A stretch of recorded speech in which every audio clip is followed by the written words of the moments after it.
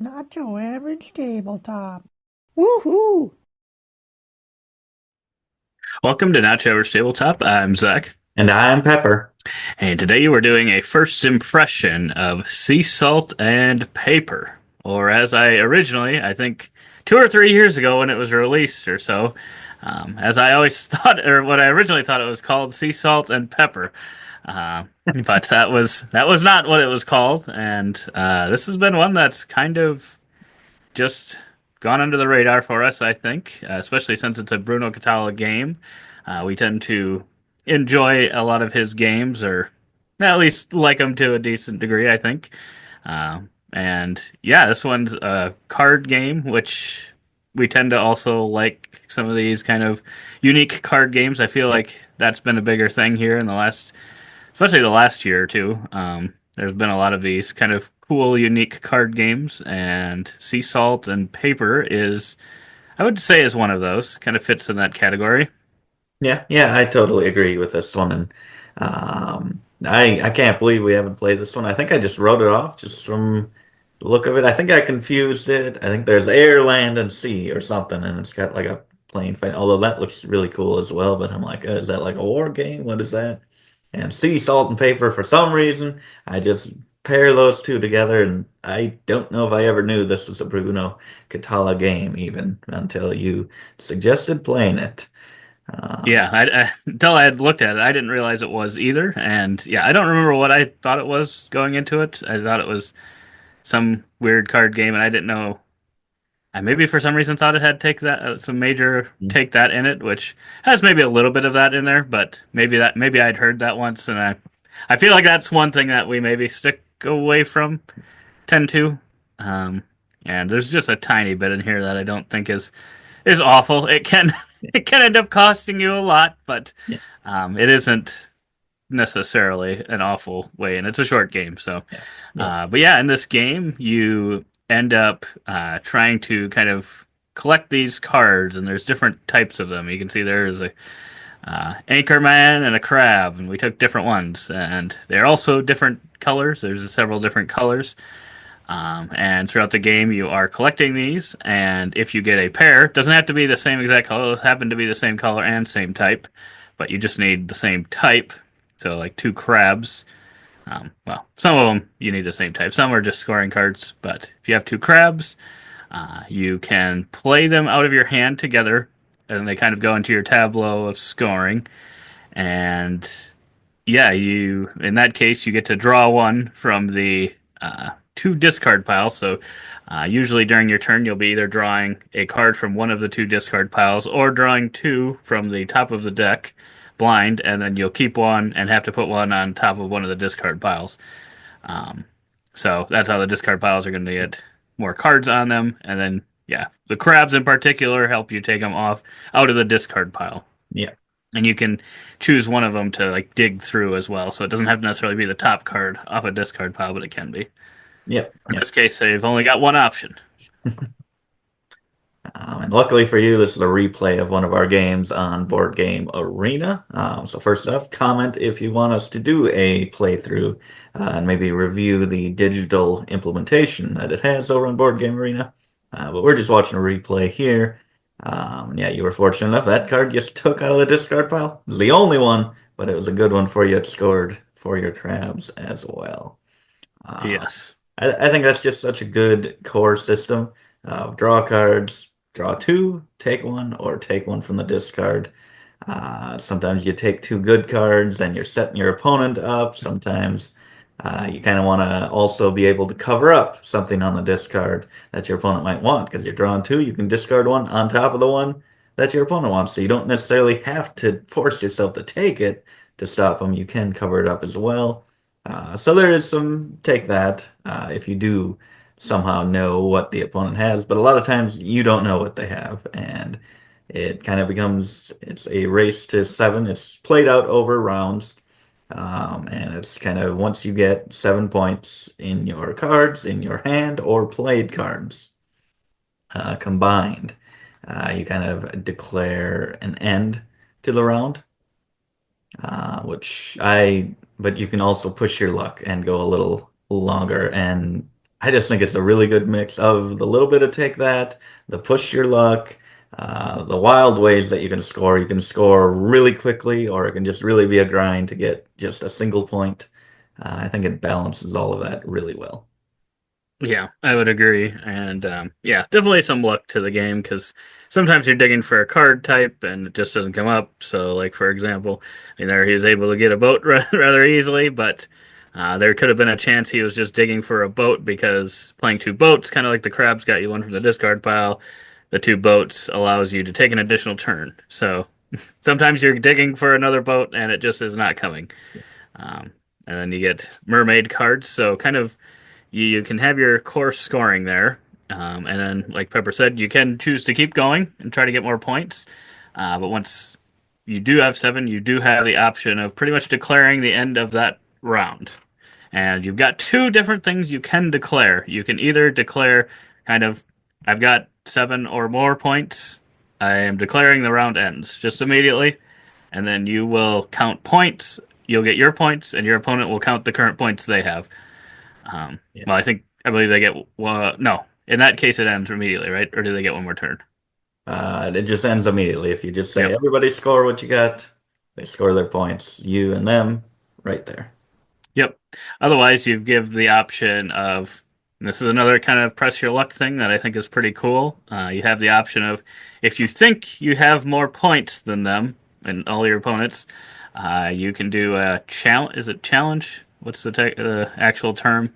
Last Last chance. chance. Last chance. So then you're giving your opponent an extra turn. Um, but if you do end up outscoring them, um, then you will get to score your normal points. So you can see there had 8 points. So Pepper, in this case, would have needed to beat that with his current I 1 point. have 1 point. These two top cards, he doesn't know what those are when he declared that that's just in my hand. And then I have drawn two cards with my extra turn.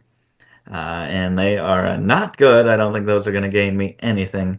So I'm going to lose this last chance challenge that you declared. And then I guess let's see what it is there. That Yep. there. And there we go. And you can see there actually got 11 points, and Pepper got 3. You might ask, well, Yep. how did that happen? Well, if you do the last chance, you will get your points, plus you will get the number of cards in your largest group of the same color. So Yep. in that case, I had 3 yellows, so I got an additional 3 points on top of the 8 for that 11. And then the all the other people around the table, instead of scoring their points, they score their colors kind of similarly, all of them of the color.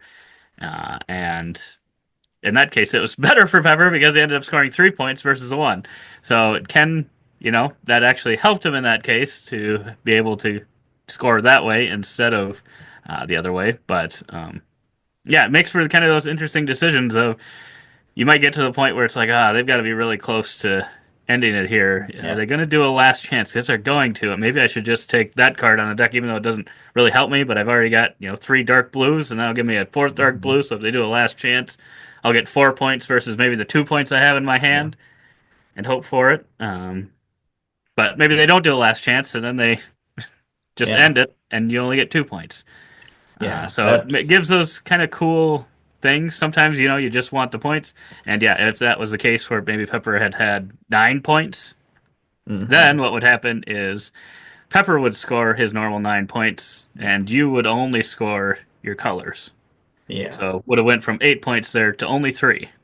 Yes. It's kind Yes. of an interesting, unique twist thing there. Yeah, we're like sometimes it's okay if you don't win it. Like you said here, I ended up being better off because you challenged me and I was not able to meet it. But then you as well also got the 3 points, so it kind of just you still were in the advantage there. And then yeah, and then this plays to a set amount that you want to go to. We were playing with the expansion, which adds extra cards. They have that available here. So I guess it's kind of a little review for the expansion for Sea Salt and Paper as well, because we have played with that. And we also played an extended game. Usually, I think it goes to 40 points for a two-player game. So this would be the end of a round. He'd be at 11. I would be at 3. And you just go till you hit that mark. We were playing double up to 80 points here. Um, but yeah, overall, first impression kind of coming out of nowhere. You just recommended. I'm like, oh, it's a Bruno Catala little card game. Let's try this. Really no expectations, but it's starting to ramp up once I know that name, that designer, and um, I really, really have had a great time playing this game. I think the artwork, the kind of paper style that they have to this, I guess I'm guessing a real picture of kind of paper creations, maybe, or maybe not Yeah, a real maybe. picture. I'm not sure. I would I would think maybe. Yeah, I'm not 100% sure either. I know Bruno Catala has had some crazy artwork in some of his games. Not that he is the head of those decisions, but didn't he do the Circus Flicati or whatever, where it's like crickets or Did he do that something? one? Or I was that think Reiner Knizia? that might have been Reiner Knizia. That might have been. Yeah, it is. I don't Yeah, I remember. think it is. I think that is Reiner because I think that's a weird game. But so both of them teamed up. They've had weird, but I definitely really love this art on these cards. It's so fun to look at.